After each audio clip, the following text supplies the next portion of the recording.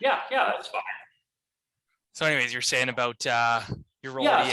so one of the things that I'm sort of trying to make sure I do is that, people reach out to me, they're in a struggle, whatever it may be, whether they're, from EA or not, is to really try to leverage local business. It's so easy for us to get caught up in, reaching out to that easy connection or that easy person.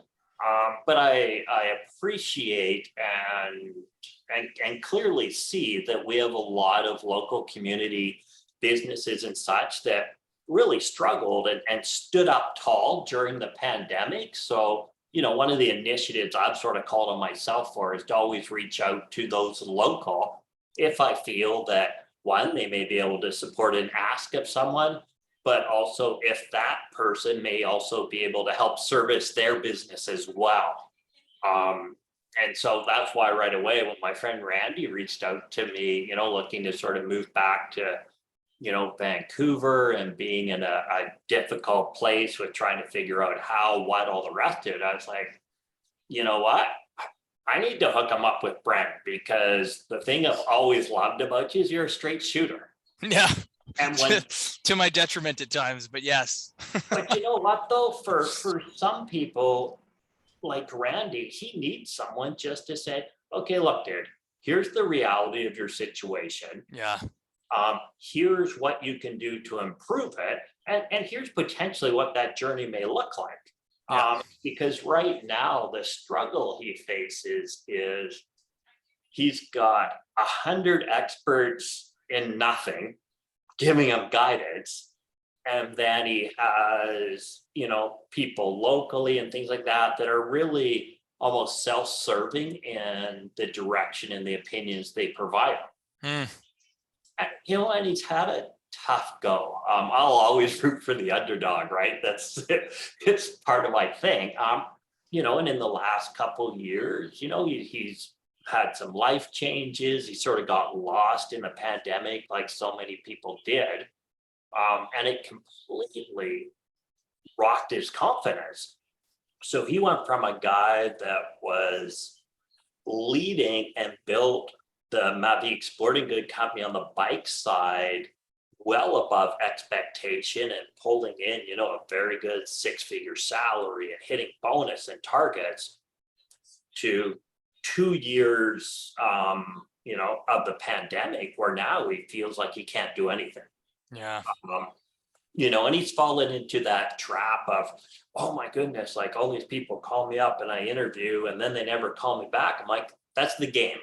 Yeah. Like, a lot of people think they may want to hire, they may think they know what they want to hire, all the rest of it. And as they get in the middle of it, they're kind of evolving and understanding what the need is. And unfortunately, they use a lot of candidates to find that. Yeah. And he used to live in Vancouver, and he's been trying to get back here for 10 years. And so I'm like, yeah, look, you know what? Rent is high in Vancouver, and and there's possible looming recession, and there's all these reasons that may convince you not to do it. But the only way you're going to achieve it is if you actually get your butt out there. Yeah.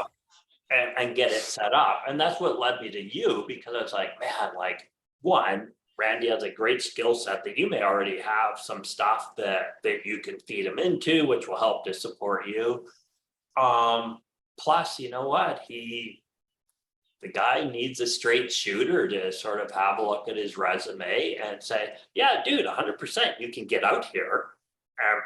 Short term, this is what it may look like, and this is what I can provide for you. Mm-hmm. And if you're willing to take a couple temp roles, willing to maybe take a contract as you get settled in, find your place, get your feet wet, completely doable. But if you're looking to move to Vancouver, find your dream place to rent, find your 6-figure job, even though you haven't been working throughout the pandemic, percentage tells me that's a pretty darn lofty pitch to throw. Yeah. Well, Yeah. I think connecting with him and maybe having like a recorded chat could be interesting for people who are in his shoes. And of course, like if we share any of this, I would have my marketing team take anything specific to him, whether it's his name, Yeah, I all that know stuff that. you talked about, but even just kind of snip some of the questions that you mentioned or the stuff that you said that led you here, because it makes me think of like three very specific points that I kind of wrote down as flags to plant on them. And one is like, first starting as like the job seeker, through this like HR webcast. We haven't launched the episode yet, but I connected with this awesome HR professional, Lori, who is the I think director of human resources for like North America for DNEG, which is like a big post-production company for film and TV.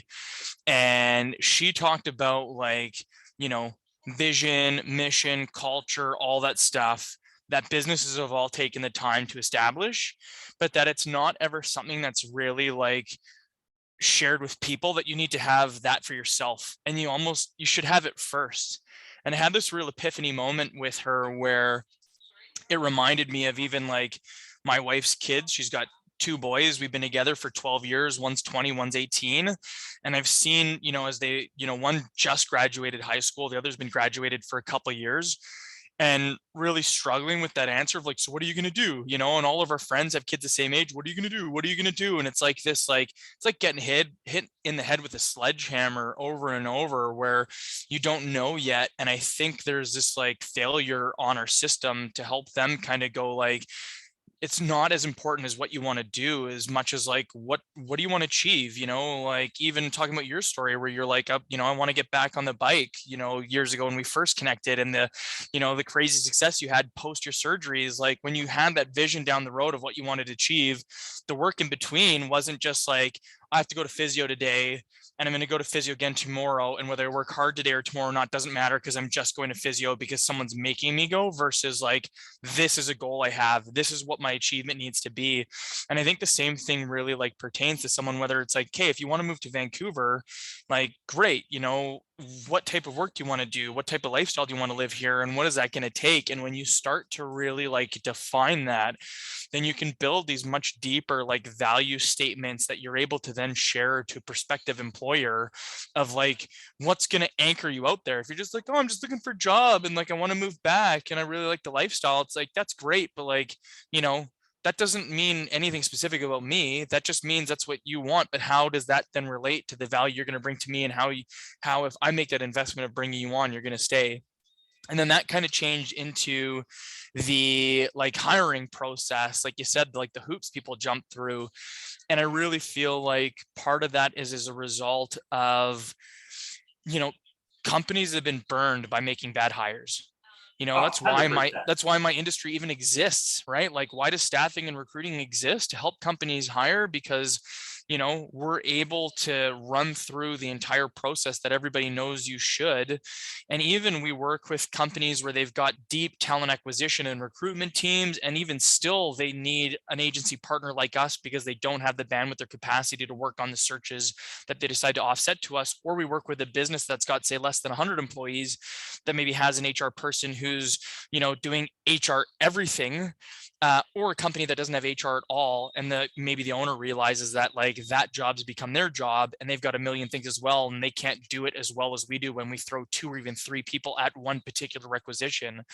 And through that, like, companies have built these hoops for people to jump through, because I think I would advocate on most companies' behalf that when they do hire somebody, that they truly have nothing but the best intentions, and no one hires somebody to set them up to fail or to use them and cut them loose. And like, there may be one-off outliers, but most businesses that hire someone these days are looking to hire somebody with longevity in mind, to invest in that person, to give them all the information, the skills, the training, the resources they need to be successful, and ultimately get a return on that investment.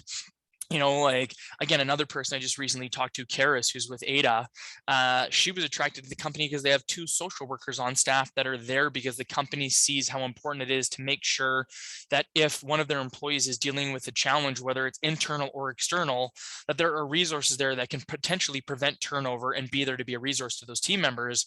But no matter what, that all still ties back to profitability at the end of the day, and that if the company isn't profitable, that those services and those resources aren't viable. Like, that's where these mass layoffs come from companies that overhire and fail to like actually deliver. And then all these people are complaining in the market saying, well, like, people first, people first, people first. And again, like, I doubt these companies hired all these people with the intention of laying 200, 300, 1,000 people off. It just, that happens when they're not able to achieve the revenue goals and able to pay people, that's a huge risk these companies are taking.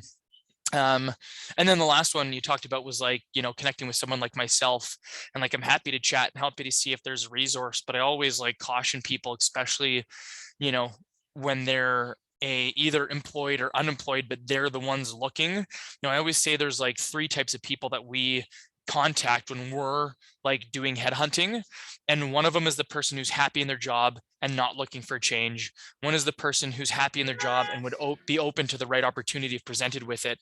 And then the third one is the person who's unhappy and would make a change. And that is the toughest like position to be in as a job seeker, whether you're unhappy because you're unemployed or unhappy and employed, where as you're reaching out and you're applying, your ability to like utilize an agency is more difficult because, again, our role for our clients is to find that like person in spot number 1 and number 2. And that's what they're going to pay us, 20 to 30% of the annual salary of that person as like a contingency recruitment fee or a retained recruitment fee to help them find somebody.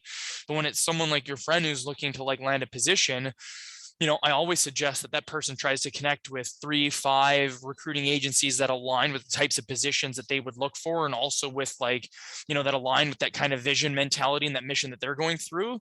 But a lot of times that search needs to be self-directed. And then that really goes into like that job seeker, like how serious you're going to take your job search, how much time, effort, and energy you're going to put into your resume. Like, resumes suck and they suck to put together, but the first piece, and they show how committed you are to your job search. And does somebody have a resume that's like, put together without a lot of intention? Doesn't have to be this like beautifully graphic design resume, but you can invest with a company that'll maybe charge you 100 or 200 bucks. I mean, you can find templates on Etsy for $5, but I mean, again, it really depends like what level of a professional are you and how willing are you to show a potential employer the type of effort and energy you're willing to put into any project, especially this critical one of you finding a job. And then, for example, another guy I had on the webcast that we just launched all of his videos is Clark Glassford, who is a coach of people who are looking to land that next position. And he might be the best referral. And he literally has like a 7-step process he goes through of helping them with their goal setting and their visioning, and then understanding what their true value is. And I can't remember off the top of my head, but he does something like your experience, your education, your like accomplishments, and like your volunteering, and trying to use those to really understand the value to a new potential employer. Then he goes through like putting like a great resume and LinkedIn together, then like understanding pitfalls and landmines through the process, then does actual mock interviews, and then helps them with salary negotiations. And someone like that might be the best person. I don't actually know what Clark's costs are, but again, it just comes down to like, sometimes I feel like, let's say it was $1,000 to go through Clark. Some people are like, oh, that's way too expensive. And yet you're, applying for $100,000 positions and not getting the job. Right. And it's like, well, if you were $100,000 person, let's just do this, 100 grand divided by 365, it's $273 a day. Yeah. So if you go 4 days unemployed, there's your $1,000, right? Yeah, like, you do the stupid math, right? Yeah, right. So it's just interesting to kind of like, I guess, hear those challenges. I think it's really awesome that, whether it's through your role at EA or just kind of what you do, that you're trying to help and try to connect people, because it's the same thing I'm doing. Well, and my role at EA, right, is, I support our company employees who have disability, ongoing medical or long-term, medical conditions that need to be supported. And unfortunately in our community and our environment and our workplace today, so many companies love to talk about it, and they love to throw, the diversity word, the inclusion word, and, oh, we're non-biased and all these things. And as you actually look at hiring practices, you look at support models in place, you look at resources, you go, okay, you're saying you're doing all these things. I go, but if I am a potential candidate and I look at what is actually happening within your company today, there is nothing that actually shows me that you are actively investing and actively supporting those statements that you make.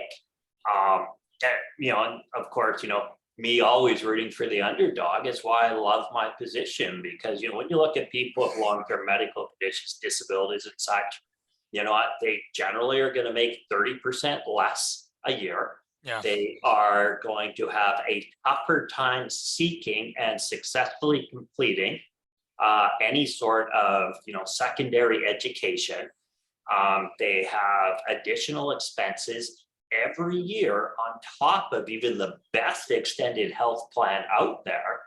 And then they face the prejudice and the non-bias of people.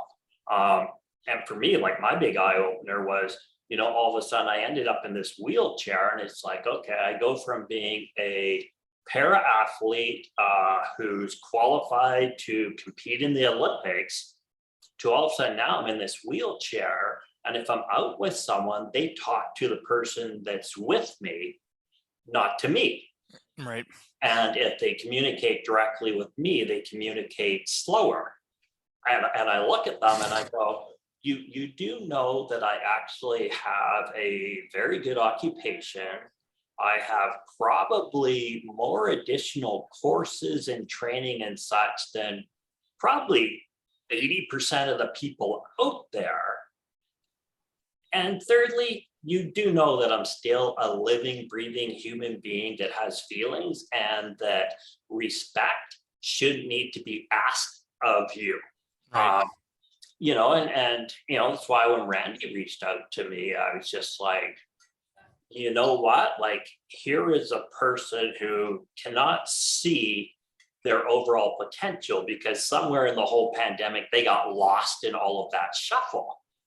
And I loved everything that you shared about what you guys do, because I said to Randy, it's like, okay, Randy, you're applying for all these jobs and no one's phoning you back. And he's like, no. And I said, you're not getting, additional interviews and all these things. You're not getting these offers. He's like, no. And I said, okay. So if I look at the jobs you've applied for, and I look at your resume, and I look at your training, and I looked at it, and I look at your LinkedIn profile, your Facebook, all the things, I go, do those support the role that you've applied for and the person that you're trying to convince them that you are? I go, and I look at them, I say, look, I work at a very large tech company. And if you go and you creep, my social media and everything else, you can see that I speak to people with disabilities. I've been nominated for the Courage to Come Back Award twice. I actively search out and continue to educate and to enhance my learning and knowledge around inclusion, diversity, disability, workplace accommodations, all this. I go, there's a story there. I go, right now, I'm not trying to be rude, but you don't have a story. I go, so why would I get excited if I was interviewing you because you're telling me all these great things? Oh, okay, this guy's awesome. And they have you on the list to call back.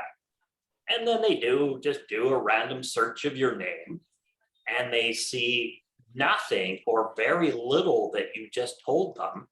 And they don't have anything that screams, you live and breathe what you're asking them to let you do and pay you to do it. I'm like, not gonna work. I look at it very much like the analogy I use is that there's this big mathematic algebra equation with all these variables, and we've got, the company, the culture, their vision, their mission, the specific position. And within each of those things, there's all these little, company and an X, and the vision and a Y, and the position itself is its own XYZ little calculation. And then you've got your job seeker, and each of the roles in their career is like a piece of their equation with a variable in terms of like, why did you join? Why did you leave? What did you accomplish? And ultimately, like, our job as this like matchmaker is to like solve both of those equations and work with our clients when they give us a job order to really uncover all the variables and all those tangibles and intangibles that are going to ultimately result in like somebody being successful. And again, I don't know if I shared, but I always talk about the 3 pillars for us of a successful hire, which is what you do on the front end, what you do on the back when, like in terms of, onboarding, training, coaching, and then the intangible of the candidate, and, using DISC assessments or Myers-Briggs, and using different coaching styles, and having, having these, people like you on the team for inclusion and stuff like that, right? Like, these are all things that companies can do to shift those variables. And again, if you don't like understand that those variables exist, and that as a job seeker, you need to try to uncover them the best as you can, whether it's through your interviews, through doing research of their website, of the people on their company's LinkedIn pages. Like, there's so much information in this day that you can gather that job seekers don't put the time, effort, or energy into, never mind understanding their own like path and how those things tie in. And again, like you said, understanding the whole big picture. Like, again, if we look at $100,000 a year guy and look at 6 months, there's a hard cost of $50,000. But then you got CPP, EI, WCB, government burden, so we're probably talking about $60,000. Then you've got, no matter how skilled and experienced that person is, there's the training, the onboarding, the coaching. That stuff still needs to happen to get that person immersed into the business, and someone needs to do that. So now there's like a secondary investment of somebody else, and maybe it's multiple people. So take that like hard cost of that time investing, and then take the soft like opportunity cost of, say, someone like myself, where my greatest strength in our business is business development, client management, and generating like big picture revenue for our business, and take my time and apply it into like coaching and training somebody. And although that time is like great and well spent and important for our team, it's also potentially taking thousands of dollars away from the bottom line. And so you take that $50,000 or $60,000 like hard cost investment in those first 6 months, you can easily turn that into a $200,000 like bottom line investment, and then multiply it by 2 or 3 if that person doesn't work out because of having to go back and then re-recruit, and the cost of turnover, and if they damage relationships or whatever. Like, the cost to bringing an employee on is so much greater than it ever was, which is why there's even a greater emphasis from businesses to make sure that they really get it right, which makes it a harder process for the job seeker, which can be demoralizing and frustrating. And again, it is a hard process, and it's not one that you're like a pro at. You either need to get really educated on it really quickly. And the benefit to everybody is that whether it's, YouTube, Google, there are so many resources out there. And then, as I mentioned, whether it's, Clark, like I mentioned, with, I think his company's called My Practice Interview, or like other companies, like, there are so many resources out there. Unfortunately, a lot of them you have to pay for. And I think a lot of job seekers just, in the nicest way possible, and I've been there, you almost have this like, I don't know if it's a sense of entitlement or something, and I don't want that to come across as a negative way, but you almost go, it shouldn't be this hard. And the reality is it is. And so now it's your responsibility to solve that problem until it becomes like the government's problem. Until it's the government's problem and it's the government's job to spoon feed you that stuff. And even then, it's still your problem. Like, it's always going to be your job to separate yourself from the pack and invest in yourself and put yourself in that position. Well, let's be honest. How can we ask a company to invest in you if you haven't already shown them that you're willing to invest in yourself? Yeah. And that's the key piece, right? And I was speaking to an acquaintance of mine who, has suffered a fairly serious disability, and he had some of the same concerns as Randy had. And he said, Jordan, like, the job market is unfair, and I have all these different views and obstacles I have to overcome. And I said some simple things. I said, okay, I said, but did you do everything that is completely within your power? I said, did you come prepared? Did you ensure that you were properly groomed, properly dressed, and ready for your interview? Did you show up on time? Did you reach out prior to say, hey, I'm coming in, I have a wheelchair, is it accessible? How can I get here? And show them that you are truly thoughtful and have a desire for working there. And he's like, well, no. I said, then why would they hire you? Yeah. I go, are they supposed to look at you and go, hey, you're in a wheelchair and, we haven't hired anyone in a wheelchair this year. We talk about how we're inclusive, so maybe we better consider. No, they shouldn't. They should look at you and say, you did not come prepared and you did not show us that you are willing to invest equally in this process with us to create success for both as one unit. I go, you can't ask them to do all your work. And it was a great conversation because he was like, no, I didn't do that. And you're right. I probably wouldn't have hired me if I was them either. Okay, fix it. I'm like, everything that you face, you have the ability to change and control. Yeah. So take that control, make those changes, and be willing to evolve as you go through the process. And if you don't get a successful outcome, then look into why and build from there. I go, the goal is at the end of it is to remove the number of whys related to why it didn't happen and create additional whys as to why it did. Yeah. And that's it's such a simple mind shift. I literally just produced a video for our job seeker journey that is about helping job seekers better navigate the process. And it was specifically about references.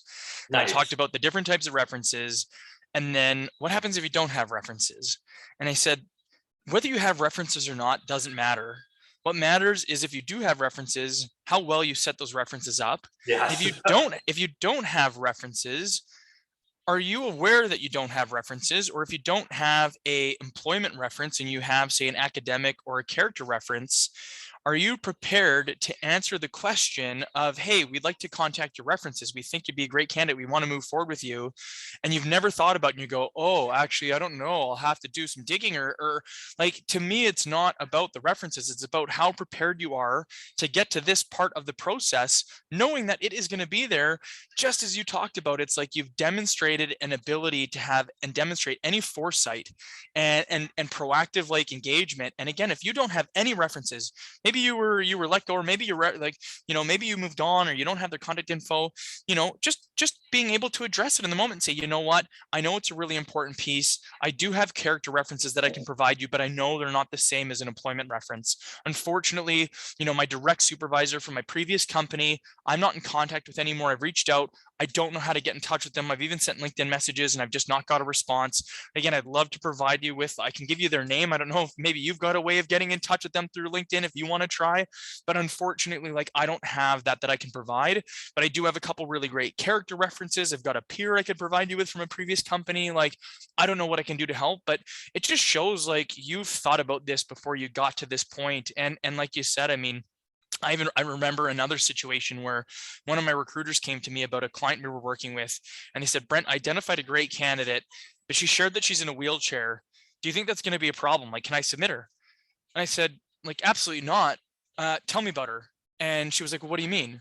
And I'm like, well, the wheelchairs, that's not an issue, but obviously a company that needs to accommodate somebody in a wheelchair, that could mean 100 different things. It can mean 1,000 different things. So she's obviously volunteered that, which is fantastic. Did you then take any time to learn about what that's going to look like for the employer and ask those simple questions like, hey, I have a candidate. I think she'd be great. She's in a wheelchair. I've talked to her and have a reference. It doesn't affect her ability to do her job. All we need is to know, one, is the building you guys are in, for one, wheelchair accessible? Are you guys wheelchair accessible? And, have you ever had someone before? And if not, here's what she would need. Are these things we can do? And I said, if you haven't asked those questions, then we're almost band-aiding one problem of we can help you hire for this position. but now you're like almost making it their problem of how they're going to support this like new problem, as opposed to it being a proactive like solution. And I'm sure the candidate or the job seeker, she probably knew a ton about like how she, could provide supports. There's probably, I have no idea, but I'm assuming there's maybe even like supports that she's able to like bring to the table that supports the employer to say, if you need, to have some like, things done, there may be subsidies that you guys can qualify for, whatever it may be. Like, we need to present all of that stuff to really make like a compelling statement, as opposed to just, hey, would you hire someone in a wheelchair? It's like, well, that sounds like a lot of work, like that may be like a bad way to phrase it, as opposed to like, here's a great reason why you should, like, and it just, again, it showed that lack of foresight, even from my team member. I had to coach her and be like, that's not the problem. The problem is like, what's it going to take, and how do like we all work on that, as opposed to just making it the employer problem. Well, and part of that is why legislation, has mandated that an employee seeking a job does not have to divulge or share any accommodation they may need until that offer has been made and accepted. Right. And people are like, oh, well, that's not fair. And why are they allowed to hide things? And why are they able to do this?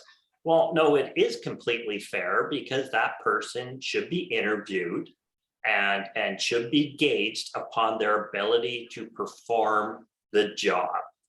And we need to focus on, in all aspects, can they perform the job?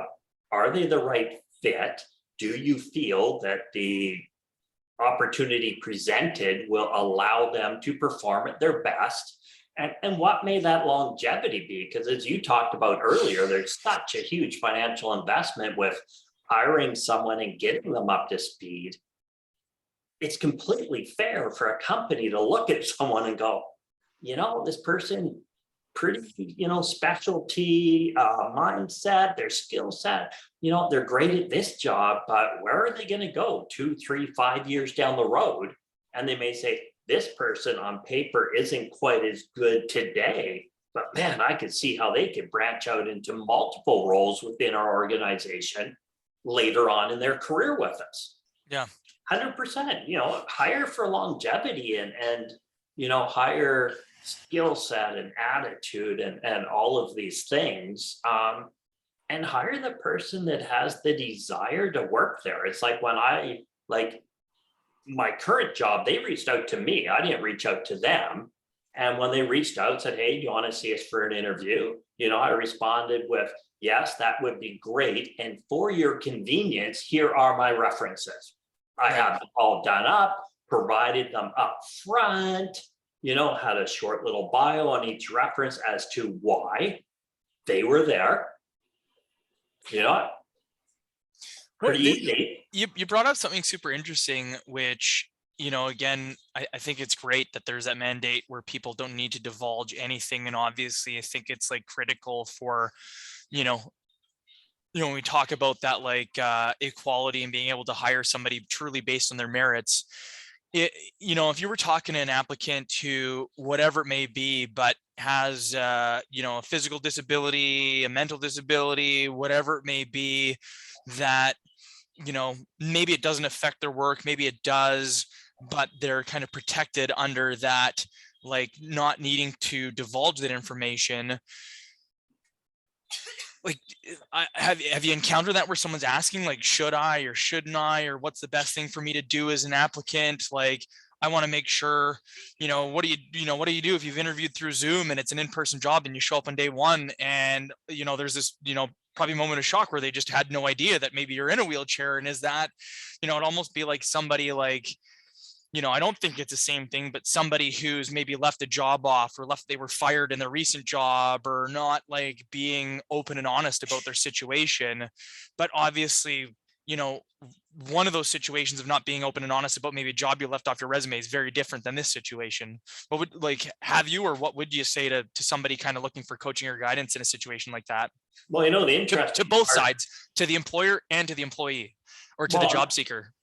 Well, the interesting part, when I ended up in a wheelchair a little over a year ago, I actually faced that myself. Yeah. It's like I ended up in a wheelchair. We're all working virtually. nobody knows I'm in a wheelchair. They know that I was off sick. They knew I came back. Everyone checked in, say, how are you doing? And at some point, you have to ask yourself, do you believe that you are the best person for your role? And do you 100% believe that you have value? And I really think that in most cases, it comes down to whether or not it's the right fit, whether or not you actually do honestly have the skill set Mm-hmm. to be able to perform in that role. And so for me, I found it was easy to say to my boss, oh yeah, by the way, I was in the hospital, I was diagnosed with this is what the outcome is, this is my limitations. And the conversation, instead of it being what I was afraid of, which was, oh, can you still do your job? How are you going to be able to perform? Can you still travel? How often are you have to be in the hospital? It was, okay, fantastic. Yeah, we know you'll get everything done. And I think that is where success will really come from the employee or the person looking to be hired. It is understanding that you actually want the job and you can do it. And if you have apprehension about that, you probably should look at a different role. It's really that simple. Mm-hmm. From the employer point of view, I just want to keep going back to the employee side, because you talked about, that people who are in the situations that you're dealing with, or the people that you work with in your organization, that in reality they earn 30% less, they're faced with greater financial challenges. I can only assume there's this innate fear of disclosure because of how it's being viewed. But at the same time, if you don't, then you're not being fully open and honest. And again, if that is something that's viewed as a challenge within the employer, not a challenge from a physical standpoint, but a challenge from a fit standpoint, or that's something that's going to be a deterrent, it just poses a whole new challenge that obviously able-bodied people aren't faced with, or even it's not even in their mindset, right? So again, I just maybe go back to that question of if there was somebody applying to jobs, knowing that those factors are there, do you think at some point it's best to still be open about it, because it's going to ensure that you guys are off and that both people are fully aware of here's what I'm faced with as an employer. How do you deal with that stuff? And if they're we're not set up for it, we're open to it, but maybe, do you want to be the pioneer that goes in there and has to deal with all the challenges that are faced with trying to get them to accommodate? Or is it better to find an employer like yours, where they're ready for it and they've already done it, and it's just, yeah, it's a nothing for us. Yeah, we're good. What do you need from us? And I can only speak on behalf of sort of myself and how I'm sort of being able to navigate it, how I've been able to, help some other people navigate it. And there's a lot of pieces to that, and it is really difficult because, when is it safe? When is it not safe? I look at it from, there are so many people in this world today, unfortunately, that have to battle prejudices based upon their gender, their ethnicity, their size, their sexual orientation, all of these things that in a lot of cases, they can't hide them. Mm-hmm. And I think that when we take it as a person with a physical disability and we look at it from that singular lens, I think we can become lost and almost become beat down and fatigued through it. Whereas if we look at what we as human beings face in the job market, mm-hmm. and we're willing to have open conversations and we're willing to come to the table with solutions, would it be easier to always interview at companies that that have already hired, say, people in a wheelchair or people with learning disabilities or people who suffer from emotional mental health? 100% it would be easier. But if there is a company that you truly want to work for and they may not have those things already in place, why not come to them with solutions. And why not believe that the world actively is trying to change, is actively trying to be more equitable, be more inclusive, and really see people as people first, not what they're perceived to be. We can make those changes happen. Yeah. And and if I put this back to you, if you were hiring for someone with a disability, and if they came to you and just said, yeah, I'm in a wheelchair, what can I do? Versus, hey, I'm in a wheelchair. Here are some things that are available to help employers who currently don't have an active accommodations program. Here are some grants available for smaller companies who have less than 15 employees. And here's the minimum that I would require to be able to be successful in a role. You'd be like, oh, frick, thank you. Like, let's get to work. And that's the shift that we have to make. We have to make it as individuals with disabilities applying for jobs and working these jobs. And there's shifts we have to make as recruiters, as employers, as human beings. So we change that mindset and that mentality, and we start to open that world up to everybody. Yeah. Well, I mean, another thing you touched on earlier, and I hope it was in our recording, was how you mentioned, you're new to being in a wheelchair and you're out with somebody and you go to a restaurant or you go somewhere and they're dressing the person you're with. And I wanted to ask if you've thought about why you think that is. Like, why do they not address you directly and they talk to the person you're with? What do you think is going through their head? Oh, it's sad that it's this easy, and it is getting better. Yeah. Up until a year or so ago, how were people in wheelchairs or people with prosthetic limbs or people who had physical disabilities, how were they portrayed in movies and TV shows, in commercials, in print advertising, and all of these things?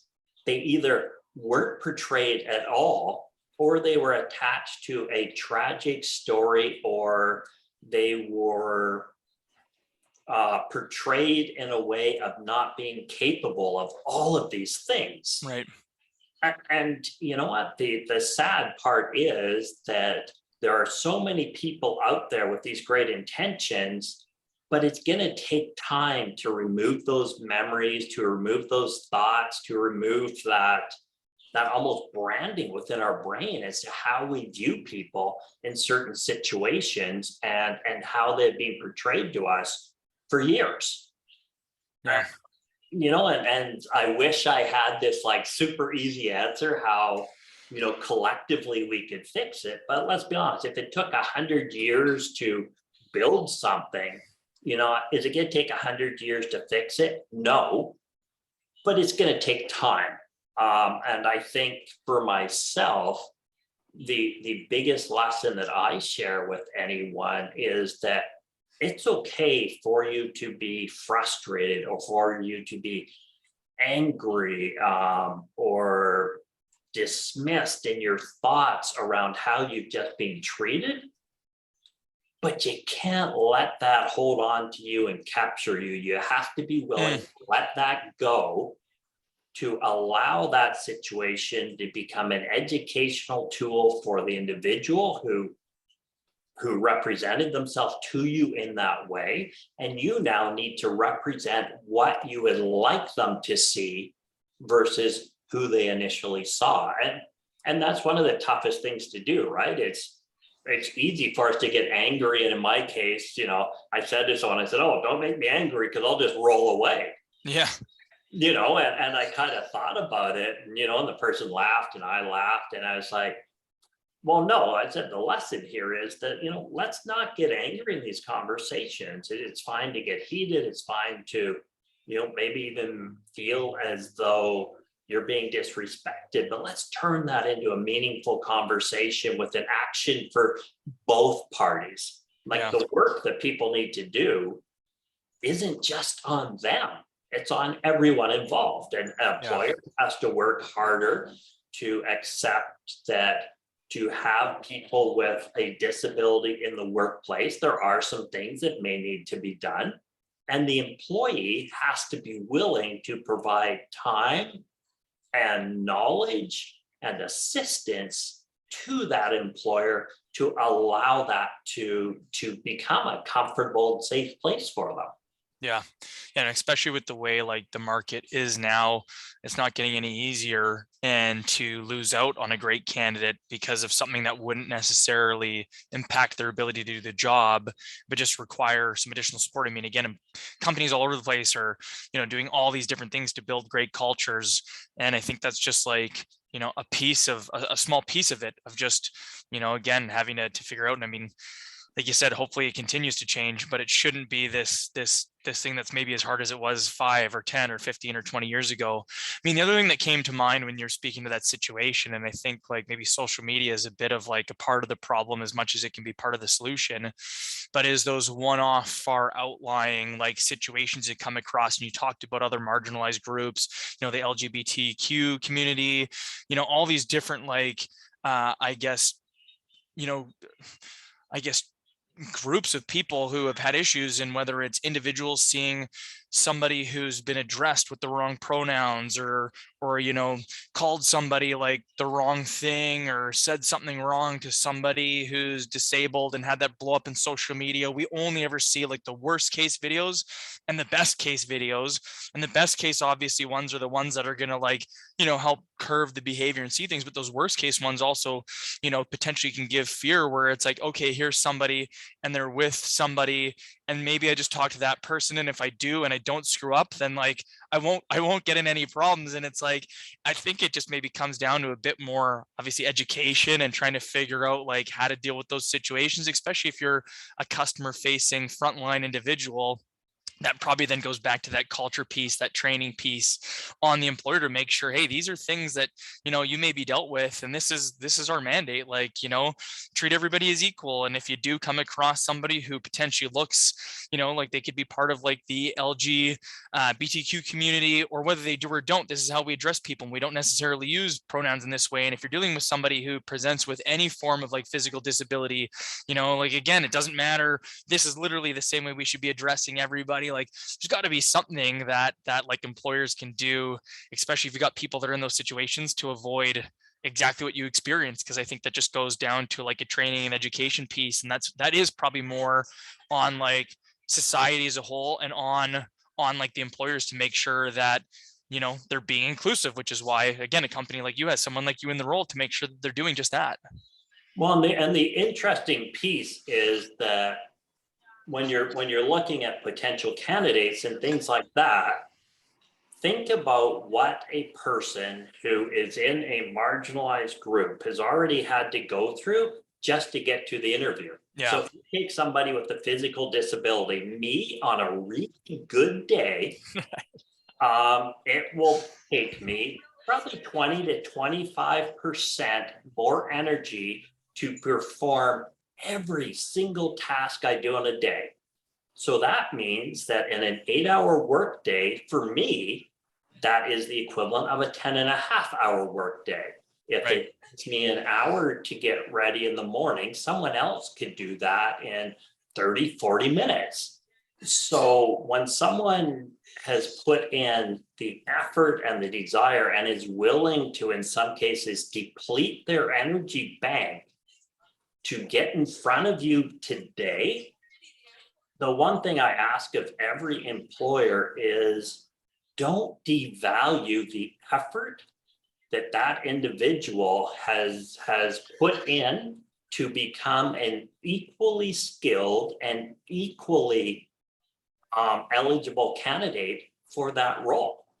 And if we 100%. talk about, having loyalty and hiring for long term, well, I can tell you that the people that I know and the people that I've spoke to with disabilities, they just want to be given that chance. Right. Yeah. And 100%. I can tell you that if you give them that opportunity and they feel that you have seen them and that you respect them and you value them, and they're viewed as not as a person with a disability, but the best person for the job. Yeah. Who do you think is going to work harder every day and get up and get to work to do the best possible job. Yeah.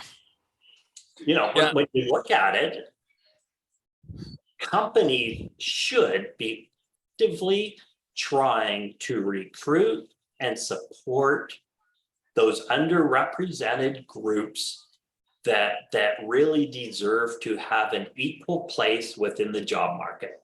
Well, I think you totally hit something on the head, which is, you know, we look for the behaviors when we're hiring people. We look for like that drive and that relentlessness. Like those are part of our HR doctors is helpful, selfless, resourceful, driven, relentless, and sensible.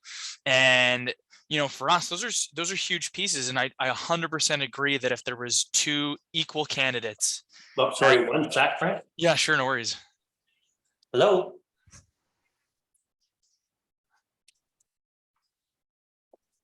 You know, those are the beauties of remote work, right? Sure, 100%. Yeah. Well, I was going to say if there were two candidates that were equal on paper, but you've got one of them, like you said, who's had a disability that's required that additional 25% effort, and they both, you know, went to school, and every day it took that person, you know, 5, 10, 15, 20, 25% more effort and energy to be able to show up and to be able to get back and to be able to, you know, just deal with all their stuff, plus, you know, doctors and all the other stuff that they have. Like, yeah, just go. It's a demonstration of like the tenacity and the work ethic and, you know, the effort that person will put into whatever their role is and how much harder they had to work to be equal, which is like crazy, Wow. but something that can't be overlooked for sure. Well, and we don't multitask because it's asked of us. We Yeah. multitask because we have to. Yeah. And you know, and sorry, I have a 4 o'clock I got to jump to. Sure. I'd love to continue this, you know, another day, because you can tell I get pretty worked up and passionate about it, because you know, I truly think that if we start to look at each other in a different way, and we look at what value that they have, and how can we support that value, and how can they support our value, you know, we're going to remove a lot of barriers and obstacles that are out there. Yeah. And you know what, I really hate oversimplifying things, but if we can look at each other as human beings first, and we can look at them with generosity and willingness and desire to support not only my success, but their success as well, you know, we're going to end up in a pretty darn amazing place. Totally. Well, Jordan, let's do this. I'll hit stop now.